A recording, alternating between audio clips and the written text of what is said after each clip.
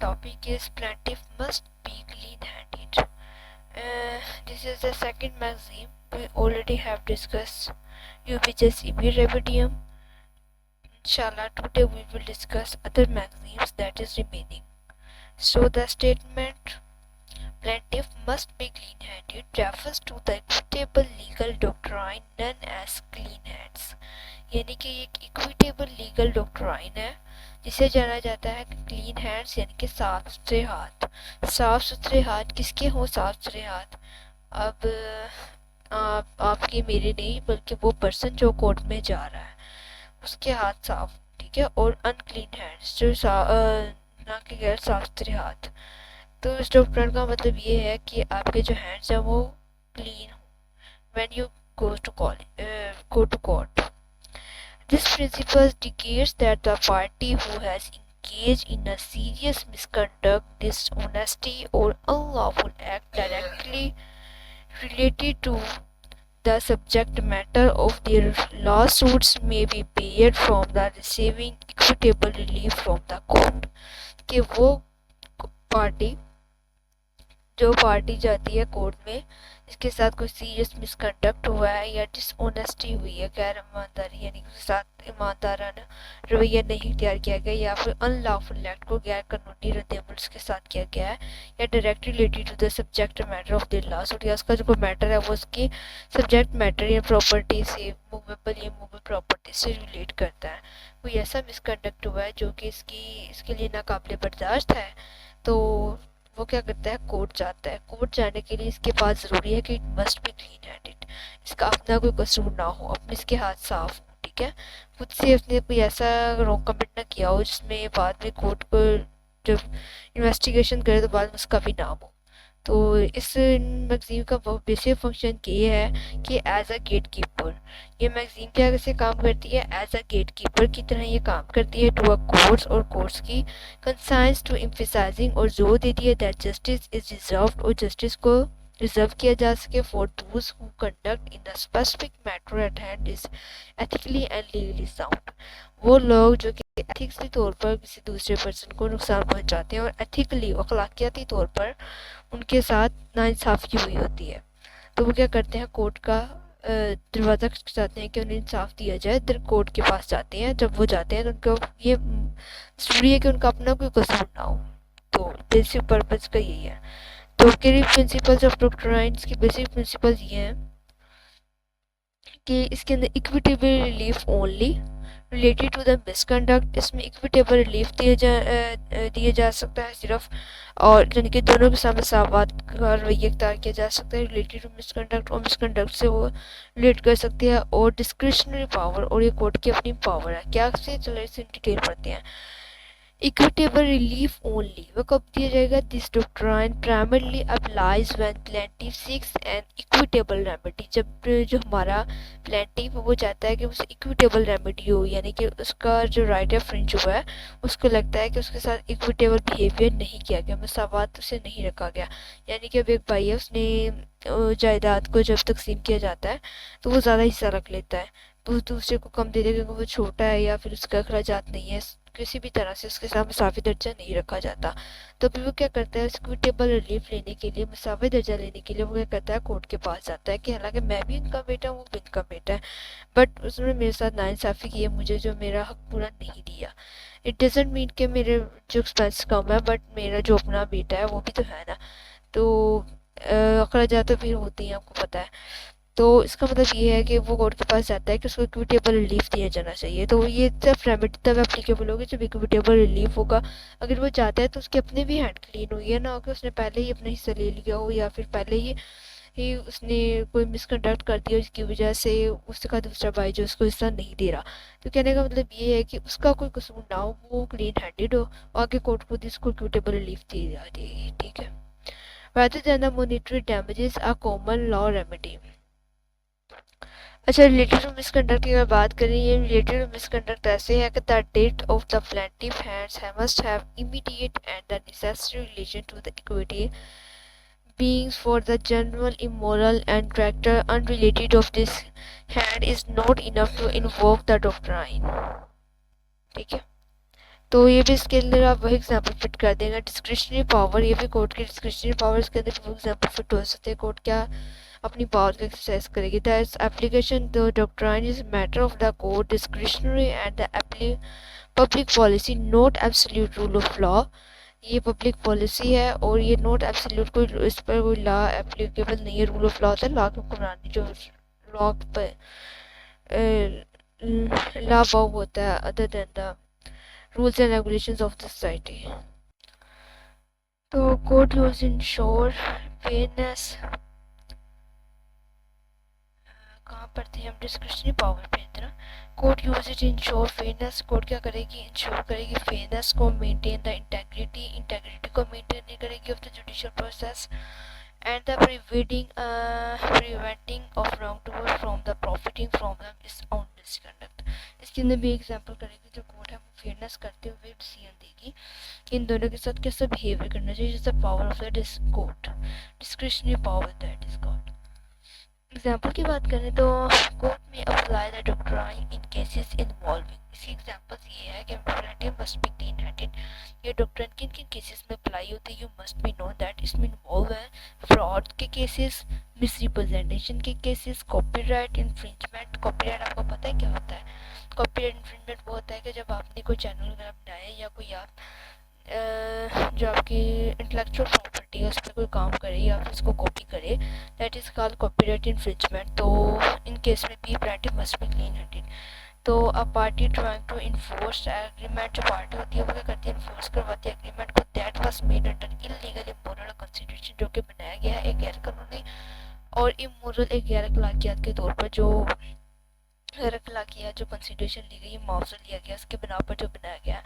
तो कोर्ट का इन सब केसेस के अंदर जो हमारी ये डॉक्ट्राइन है ये एप्लीकेबल होती है। ठीक है, पता लग गया कहाँ अप्लाई होती है। फ्रॉड, मिसरिप्रेजेंटेशन, कॉपी इन्फ्रिंजमेंट और party trying to enforce agreement that made under illegal immoral consideration.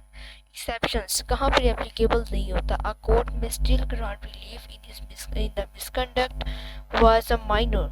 अगर मिसकंडक्ट किसी माइनर ने किया तब भी जो कोर्ट है उसके पास ये पावर है कि वो क्या कर सकती है, स्टिल ग्रांट आपको रिलीफ कर सकती है, this a power. But or if the plaintiff genuinely repented and corrected the behavior before the unjust plan was executed।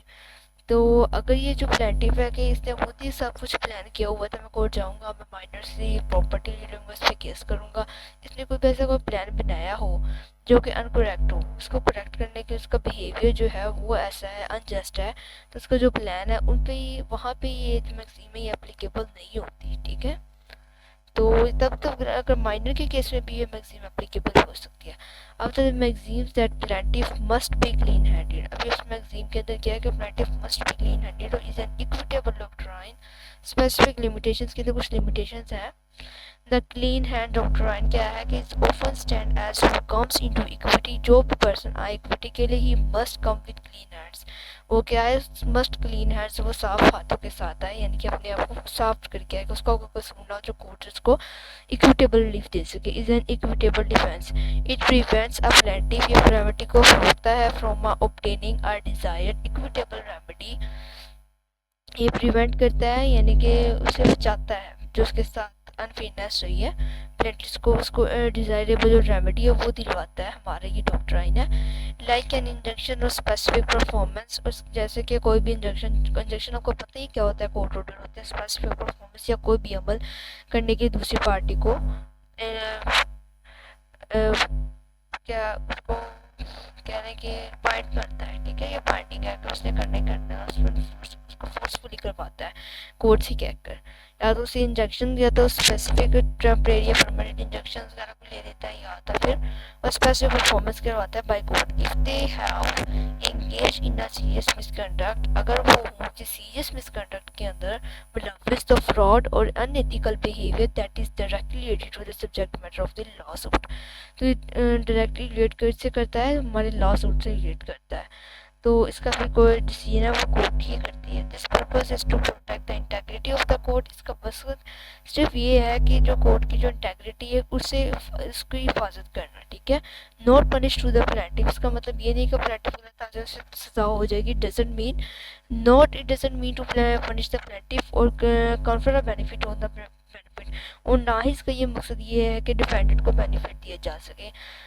ऐसा भी है नहीं है, हरगिज़ नहीं है कि प्लेंटिफ जो है उसको सजा दी जाएगी, ऐसे भी नहीं। अगर डिफेंडेंट का पर्पस यही है कि अगर आप कोर्ट के पास जा रहे हैं, आपको इतना मस्त पता होना चाहिए कोर्ट जो हमारी प्लेंटिफ के बारे में बता रहा है कि आपको मस्ट अवेयर होनी चाहिए कि आपका अपना कोई कसूर ना हो, आप अपने बिहाफ से अपनी तरफ से आप बिल्कुल साफ सुथरे हो। बाकी जो कोर्ट ने डिसीजन करना है वो तो उस पार्टी पे बाइंडिंग हो, तो कोर्ट ने हमेशा अगर जस्टिस करने वो जस्टिस पार्टी कोर्ट्स होती है, वो जस्टिस और जो लॉ के अकॉर्डिंग फैसला देती है। अब ये कुछ अपने लिमिटेशंस भी है डिफाइंड है कि यहाँ केस में है, अभी हम पढ़ेंगे, अभी हम लिमिटेशंस को देखेंगे। कुछ लिमिटेशंस है जिसके अंदर कौन कौन सी लिमिटेशंस है, इम्पोर्टेंट लिमिटेशन जो है misconduct must be related to the last suit of misconduct है, वो लास्ट सूट से रिलेट करता हुआ applies a primarily equitable remedies, उसके अंदर कोई equitable remedies भी अवेलेबल हो, उसके अलावा डिस्क्रिशनरी एप्लीकेशन, उसके अंदर कोर्ट के डिसीजन दे सके जो उसे बेटर लगे। applies to primarily equitable remedies, उसके अंदर कोई रेमेडीज चाहिए, रेपिटेंस होनी चाहिए और मेटरलिटी एंड प्रोपोर्शनलिटी होनी चाहिए। मेटरलिटी एंड प्रोपोर्शनलिटी भी मैं आपको बताती हूँ क्या होता है, पहले हम इसको एक एक करके देख लें, उसके बाद नेक्स्ट देखेंगे। Misconduct must be related to the law suit, इसका मतलब ये है कि कोई भी जो मिसकंडक्ट है वो लॉ सूट से रिलेट करता है। The plaintiff misconduct must have an immediate and the necessary relation to the specific transactions or matter in the litigation, general impartial character and related to invoke this doctrine। इसका मतलब ये है कि जो उसका प्लेंटिफ है ना, उसका जो मिसकंडक्ट जो उसके साथ हुआ है इमीडिएट और रिलेटेड पास्ट, इसका जो इमीडिएट उसके साथ जो इस वक्त रॉन्ग कमिट हुआ है उसके बारे में बात करिए कि जो पिछले भी रॉन्ग्स हैं वो भी सारे खोल के रखते हैं, ऐसे नहीं जिसके साथ रिलेट करते हैं वो नहीं, अनरिलेटेड पास्ट रॉन्ग्स नहीं होंगे, वो इन्वॉल्व कर दिए जाएंगे। तो उसने जो भी करना है मिसकंडक्ट वो related to the law suit हो, ठीक है। अगर उसने जायदाद का बताया है ना इसने मिसकंडक्ट किया है तो it means to say that उसका जो डिस्प्यूट है वो उसी पर डिपेंड हो, उसके जो भी फैक्ट्स हों, उसके जो भी इश्यूज हों वो रिलेटेड टू द इनहेरिटेंस। ये ना कि पहले वो सारे इश्यूज खोल के रखते हैं स्टडी वाले या फिर कोई लेन देन वाले, ऐसे कोई भी मामला ना करें।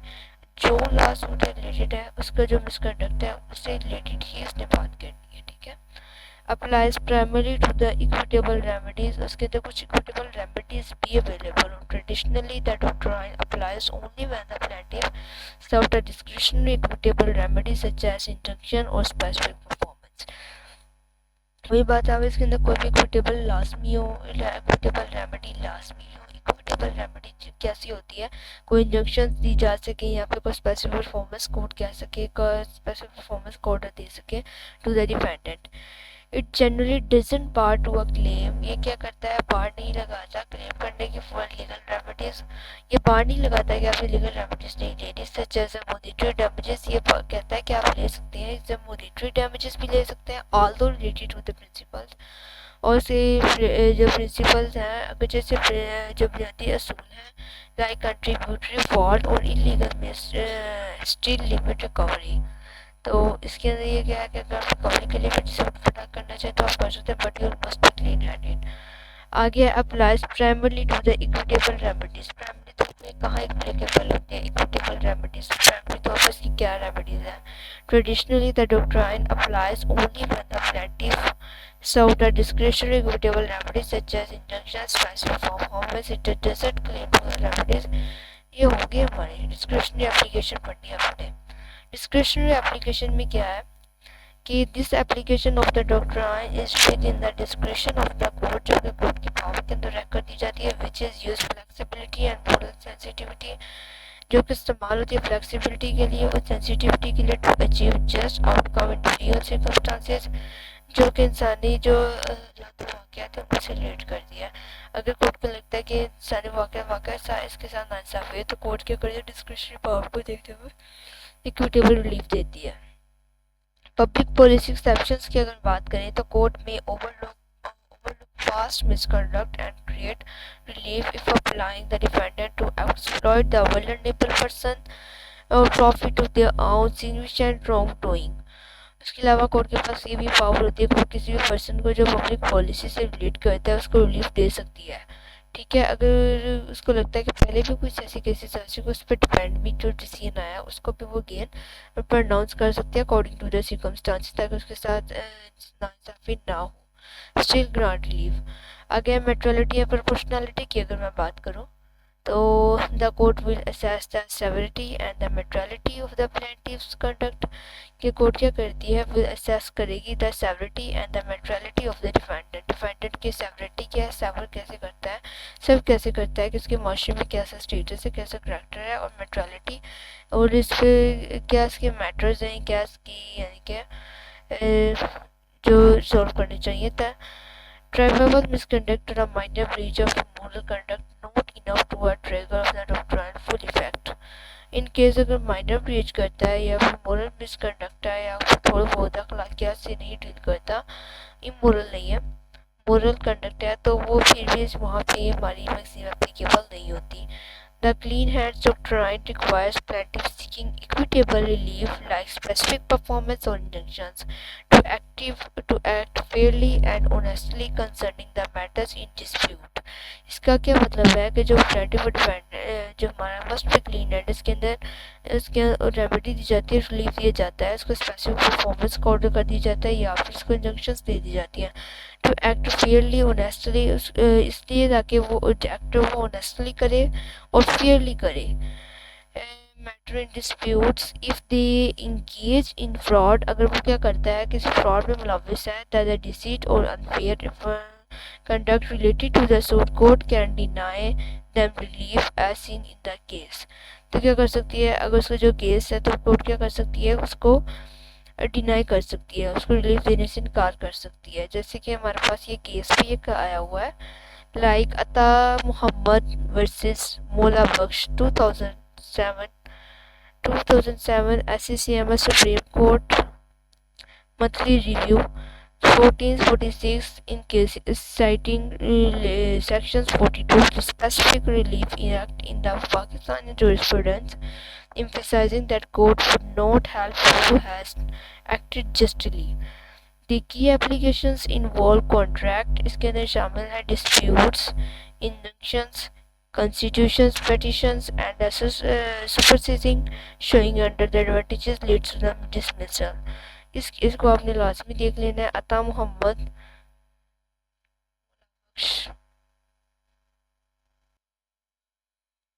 key precedent in Pakistan highlighting the plaintiff seeking discretionary relief like a declaration must be free unfair conduct। इस केस के अंदर क्या था, अनफेयर कंडक्ट हुआ था जिसके ऊपर डिसीजन दिया गया था, इसके अंदर यह मैक्सिम भी एप्लीकेबल होगी। अता मोहम्मद मौला बख्श, अब क्या आपका होमवर्क क्या कि आपने इस केस को देख के आना है, ठीक है, कल को इस केस को आपने देख के आना है, इसकी जो जजमेंट्स है वो रीड करके आनी है। तो नेक्स्ट जो मैगजीन्स है वो नेक्स्ट हम वीक पढ़ेंगे, अभी नहीं पढ़ेंगे। अभी के लिए बस इतना ही। Plaintiff must be clean and कहाँ दी जाती है, for the specific performance and the legal remedy to get injunctions. तो इक्विटेबल रिलीफ लेने के लिए रेमेडी अप्लीकेबल होती है, जबकि यूपी जैसी भी रेमेडी में हमने पढ़ा था कि वो तब होती है जब उसके अंदर हमें कोई लीगल राइट लेना हो। कोई भी वे देर से लीगल है, देर से लीगल रेमेडी, वहाँ पे जब भी आपका राइट होगा आपको रेमेडी मस्ट अवेलेबल होगी, ठीक है। उसके अंदर आपने केस भी पढ़ा तो उसको आपने लाजमी देख लेना है। जबकि यहाँ हमने पढ़ा कि अगर आपको इंजेक्शन लेनी है या फिर आपने कोई स्पेसिफिक परफॉर्मेंस करना है या आपके साथ फ्रॉड कंडक्ट हुआ है, तो आपने क्या करना है, आपने जाना कोर्ट है, कोर्ट डिसाइड करेगी according to the law, according to the circumstances, according to the equitable principles, but you must be clean handed, आपका अपना कोई कसूर ना हो, ठीक है। तो जब भी आपके पास प्रैक्टिकल लाइफ में कोई प्लेंटिफ आए तो आपने से कहना है कि you must be clean handed, if you have any fault you please tell me that you will be handle this case according to his circumstances, okay. Sometime ऐसा होता है कि वो पार्टी जो हमारी डिफेंडेंट पार्टी है वो चीज़ जाहिर कर देती है जो कि हमारे प्लेंटिफ ने हमें बताई भी नहीं होती, तो हम वहाँ पे जो हमारे प्रैक्टिकल लॉयर्स हैं वो खामोश हो जाते हैं। तो वो इस बात को आपने हमारी लॉयर्स या हमारे प्लेंटिव के लिए बात की जाती है कि अगर आप प्लेंटिव साइड है तो आपको पता होना चाहिए आपका प्लेंटिव वाकई ही इनोसेंट पर्सन है, इसके साथ वाकई ही कोई मिसकंडक्ट हुआ है, इसके साथ कोई फ्रॉड हुआ है, इसके साथ कोई मिसरिप्रेजेंटेशन हुई है, या फिर इसके साथ कोई ऐसा अमल हुआ है जो कि इलीगल है, और या तो फिर इसको कोई रिलीफ चाहिए, या तो कोई स्पेसिफिक परफॉर्मेंस चाहता है, कुछ परफॉर्मेंस करवाना चाहता है, या तो फिर आपका जो प्लेंटिव है वो कोई इंजेक्शन लेना चाहता है। तो आज के लिए इतने, इंशाल्लाह नेक्स्ट वीडियो में हम डिस्कस करेंगे next maxim, that is equity follow the laws. तो इसका और थोड़ा सा देख लेना क्या होता है। तो आज ये केस का आपका होमवर्क है, इसको मैंने जिंदगी पढ़ाऊँगी तो आपसे ये केस के बारे में कुछ पूछूंगी आपसे, ठीक है।